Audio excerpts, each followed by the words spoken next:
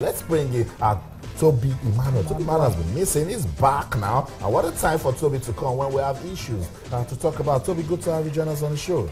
Yeah, it's great to be back. So before you go on, Toby, like, why have you been missing? Okay, well, I lost my father-in-law. I went for burial. And last week I was on the way. The traffic, because of the fuel scarcity, it was so terrible. I was ended up in traffic for 2 hours. But it's great to be. I was monitoring the program on live. Welcome back, Toby.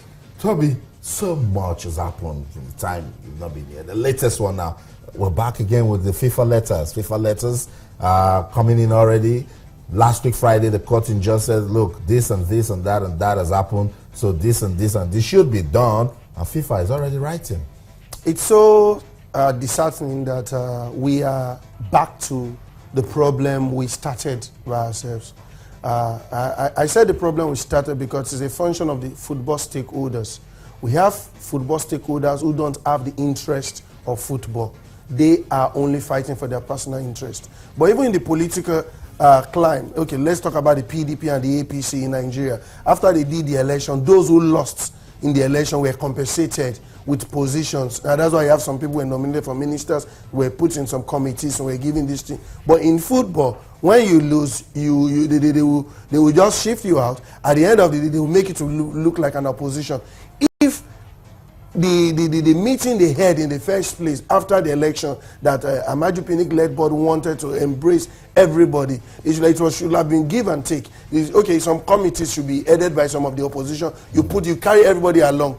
But in that process, after then, the present board also went to use their power at the Congress to tactically alienate the opposition. And so, okay, when next election comes, you don't have rights or opportunity to contest in the election, and that is the genesis of this problem. If they've sorted it out, a gentleman agreement between both parties, that's right. Chris Giwa and this thing, okay, well, after it's give and take, okay, after this one lost out, there was an agreement, okay, well, let's try and see to put the house in order. We have all these people, they are politicians, they are all the same family. At the end of the day, it's the Nigerian football that will suffer. Yes. Now, and another problem is that even the media is not even helping matters, because the medias are divided in between. Like the court injunction that was given, there was nowhere it was stated that Giwa should take over immediately.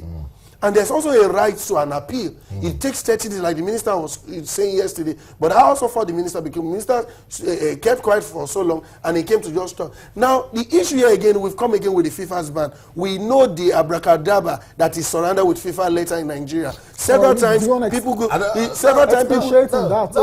me explain. That's very, very important. Very, very important. On social media, people are saying the court in Egypt sacked the FA. They didn't get to hear from FIFA. People need to understand. No. Let me also explain. Now, in the past, we have purported FIFA letter coming from every nook and cranny because everybody at every given time. But it's so people have forgotten. Even in this time now, in this climate now, FIFA was dragged to the courts. FIFA had issues with some of the officials. A court in Switzerland is tackling issues with FIFA corruption. A court in the United States, the FBI and everybody, they are taking FIFA executive. But before, even if you ask questions as an administrator, FIFA laws FIFA statutes are clear. You don't take to the court. But in Nigeria, we've seen a lot of administrators, in the past administrations, they come out with different, if you call, they say FIFA's ban. You do edit FIFA's ban. We've seen various letters emanating from so-called FIFA office. But this one now, let's look at the letter. I saw the letter yesterday, which they said supposedly from FIFA. Acting Secretary General. Secretary General, let's believe it's from FIFA because in the past we've seen. But now the letter stated that if they have stated the statutes of FIFA, and part of the statutes, then the Article 8 said you cannot take football matter to the court. Yeah. And this issue has been trashed at the Court of Administration for Sports in CAS. And also it has been dismissed. So there was no reason for Chris Giwa to go back to the court and start enlisting. But the reason Chris Giwa went to the court was because after they had a gentleman agreement, which was initiated by the last president, immediate past president, President Goodluck Jonathan, he told them, you guys should put your house together. And the vice president was very, very instrumental to the peace accord. Yeah. The same people went back and to ostracize the other people out. And that's why the soccer, and that's why we're going back, they should deal with this issue within themselves. Yeah. The FIFA's letter did not even say that there is a ban already. FIFA will tell you, if you don't do X, Y, and Z, a sanction will come. At the first stage, they will suspend Nigeria. After, they will give them 1 month grace to put their hands together. If they don't do, before they go to ban. But today, what have we seen in paper? Even the media has even eaten the policy. I'll come back. I'll come in and say FIFA's ban and FIFA's ban. I'll come back to you, Toby. Tayo, we need to really look at this. Let's talk. Let's see that FIFA letter, please. Yeah. If we can have that FIFA letter, we'll just need to look at the tone of that letter and then see if that's what will even make someone as Chris Giwa, who thinks he has a mandate to, sit up. Because in the end, Toby, I'm looking at all of this with the FIFA letter. We're still waiting to see that letter.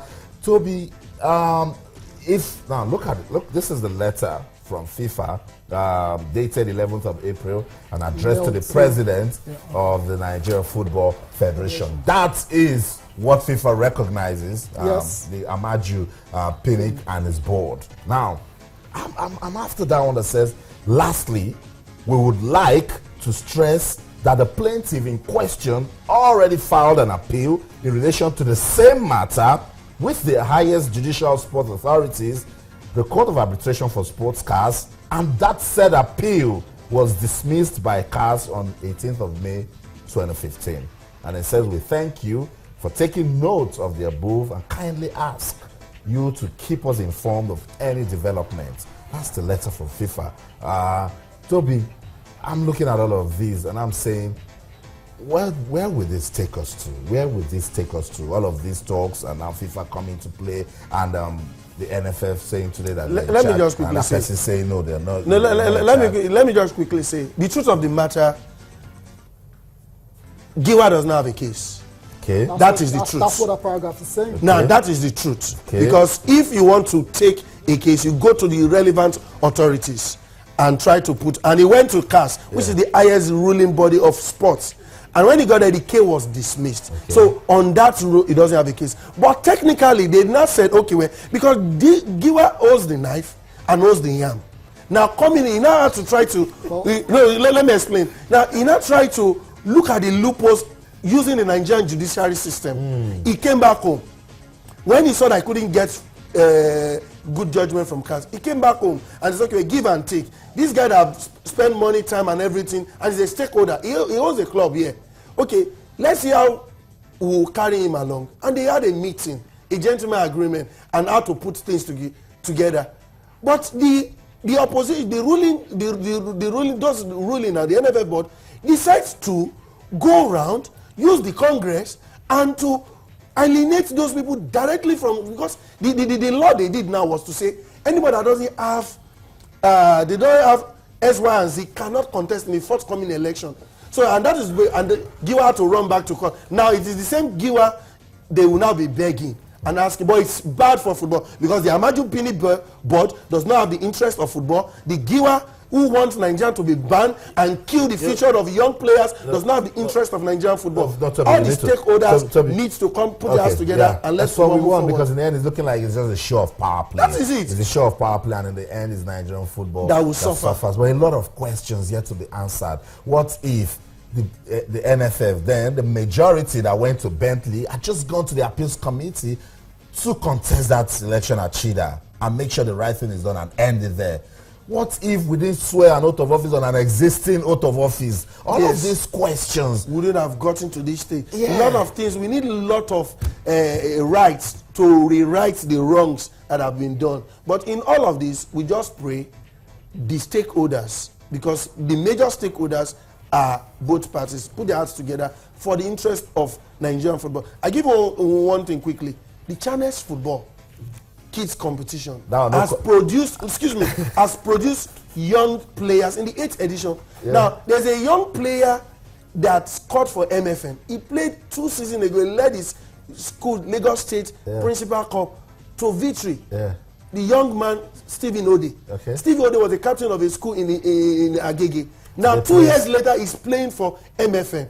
Now, if the stakeholders do not even look into the interest of grassroots development, they should look at the future of these young players, like all the effort that organizations like channels and other corporate organizations are trying to put together to develop football. They are not developing football in Nigeria. They are rather promoting sport. And that is why when we don't qualify for any competition, there's always a lacuna, there's always a problem. If you are developing sport, you don't just look at, the immediate gain. Look at the long term. You know there's a future in the team. We pray they put their hands together and move forward. While we're praying, Tayo should be thanking God. Nobody is stopping the season 8 of the Channel's National Kids Cup. There's no FIFA. No, nobody's like, don't let us from FIFA are questioning us. But it's important that in all of these Nigerian football should win. And I'm worried. This thing comes whenever our women have big football to play. Yeah. The Super Falcons are going to play in a very important, the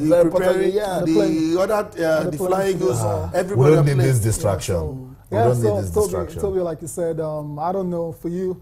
You said the way forward is for the stakeholders to actually come together and agree, to support Nigerian football. But it's very clear that the two factions, they don't look like coming to an agreement anytime soon. They will come. They will come. See, they came to an agreement the last time around, and we're back. I listened to the former NFF, former FIFA.